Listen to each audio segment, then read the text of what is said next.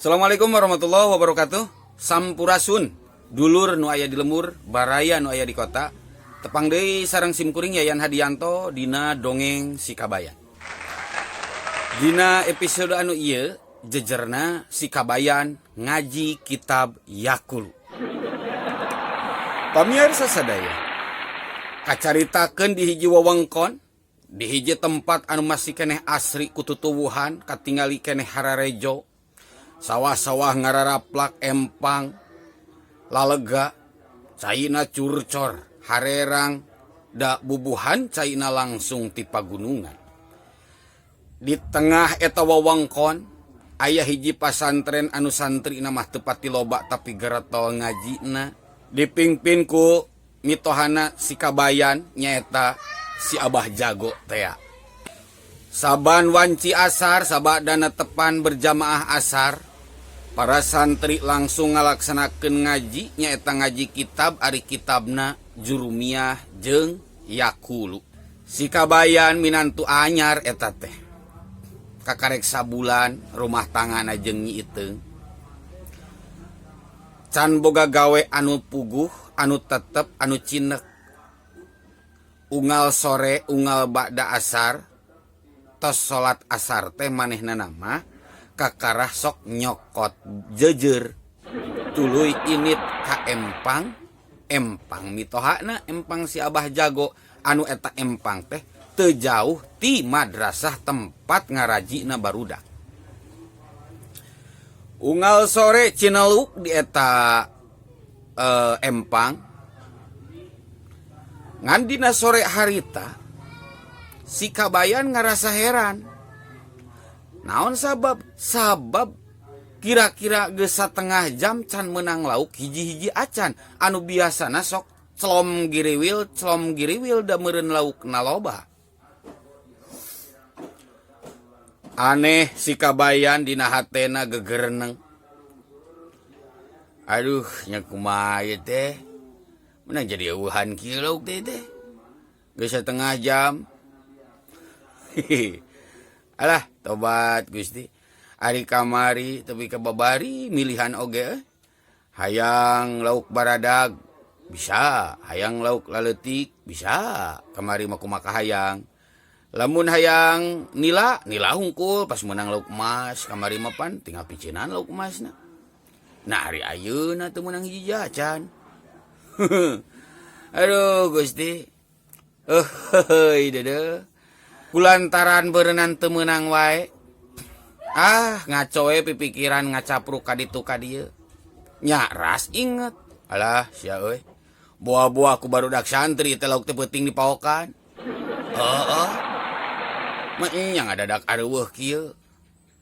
Biasana cenah bejana sok budak santri ari lauk anu ajengan mah empang ajengan sok dipaokan teh.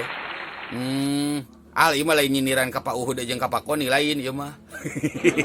Lecek mah agung cenah geus diridokeun dak euy. Aduh Gusti.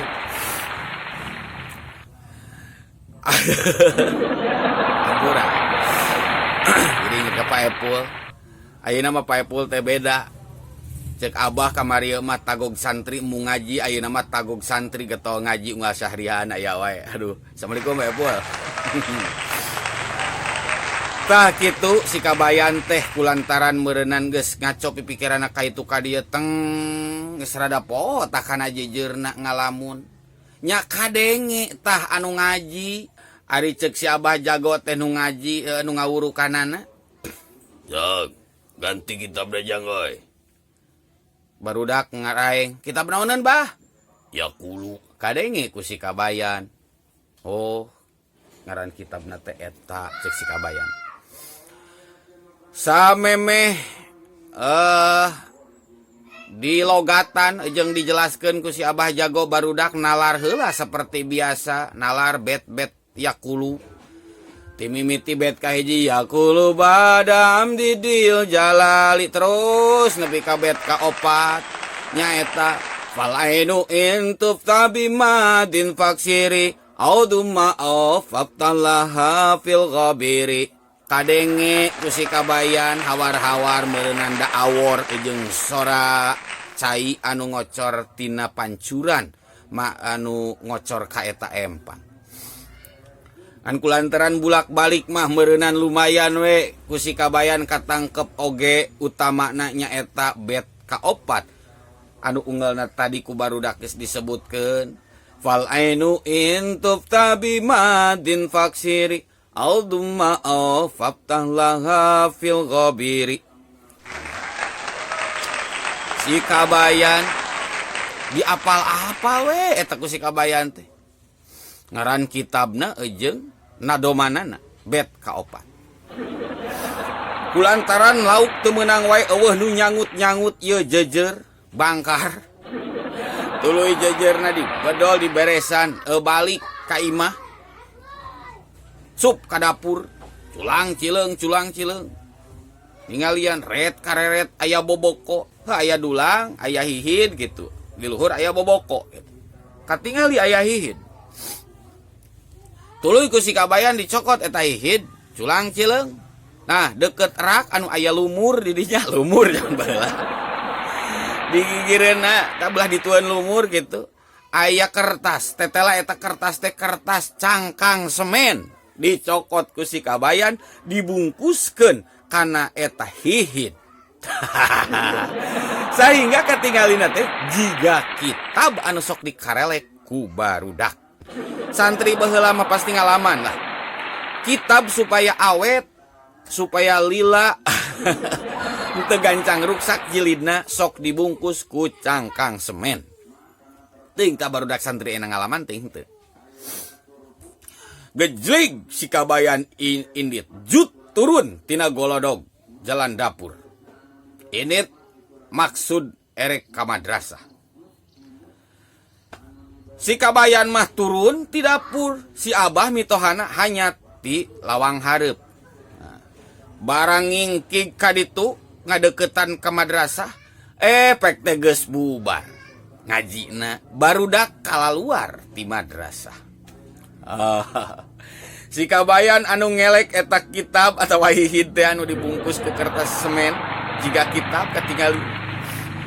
Ditaranya ku barudak, "Akang, ada ka mana teh Akang eta mah wanaon?" "Ieu teh nu disebut kitab," ceuk si Kabayan. "Naon Akang?" "Kitab." Kitab meureun. Eta. Maksudna mah eta ite mawa kitab. Aduh, ampun pan kudu lekolin ceuk Abah ge. Alas si Akang. Nya menelakoh menjadi kitab. "Kitab maung eta teh mang kitab naon?" ceuk si buncir miluananya. "Ieu teh bisi hayang ararapal dak. Ngaranna teh kitab ya gulu." Atuh barudak tenggeran sarori. Ear nyaleungseurikeun si Kabayan. Hayang lekoh meureunnan tadina nama kitab ya gulu jadi kitab ya gulu cenah gitu. Lain Kang, ngomong-ngomong eta dibawa teh bisa gitu Akang macana? Insyaallah jang euy. Insyaallah bisa lah. Kakareksa bet wae mah katalar Akang oge. Cing. Hayang apal ieu? Ceuk eta lurah santri panasaran hayang ngetes ka si Kabayan. Eueuh da kieu ieu. Bet kaopat katalar Akang mah. Fal ainu in tumpak ping-ping pengpelangan capa cipi mangih liang ganggarangon. Atuh ger barudak teh sareun. Eta manaha mun jadi kitu eta yakulu. "Akang, tong sok ngacabrul kitu. Geura buka eta kitab teh." Si Kabayan puguh ge da meureunnan. Da lain kitab pas rek dibuka jang hese jang euy. Da ieu mah lain kitab jatuh tingali. Atuh pada ngariksakeun tetela eta teh hihid di jerona teh. Di papatahan tungtuna ku si buncir. "Akang, lain kitu Akang. Kieu dengekeun yo. Fal ainu intu." Alah salah. "Fal ainu intum pak ping-ping pengpelangan capa cipi mangiliang nu buluan." Alah beuki parah si buncir cabut pisan ieu. Aduh ampun Gusti eta gergeran barudak. Nyaleungseurikeun si Kabayan. dasar kabayan hayang lekoh ngaji kitab ya gulu ari pas nu dibaca betna bet kaopat jadi pala anu intumpak ka ditunana teh. Mohon hapunten ka sadayana sanes ngaheureukeun kitab ya gulu tapi ieu mah supaya kaingat deui we kenang-kenangan urang baheula zaman di Kobong. Sok saha alumni para santri santriin wasantriat anu kantos nguping dongeng eta kok komen di handap anu kantos nguping dongeng ieu ti Syekhuna Al Mukarram Kersana Abah Haji Absasayani pimpinan Pondok Pesantren Miftaul Huda Batu Kasur. Ampura ka Pak Uhud ka Pak Koni ka Pak Epul anu kasebut Pak Epul Pasir Peuteuy. Isim kuring malain ahli tukang dongeng sebenarnya mah ngan imah resep we gitu. Tama kaluman ngabuburit lamun sore-sore mah itu kebenaran ayeuna ngadongengna ieu teh memang bada asar pas pisan Abah keur ngaos di masjid. Jadi ngabuburit gitunya mun aya tadi nasabeker Abah kakupingan duka lebet duka henteu ya kana video mah karekam duka henteu.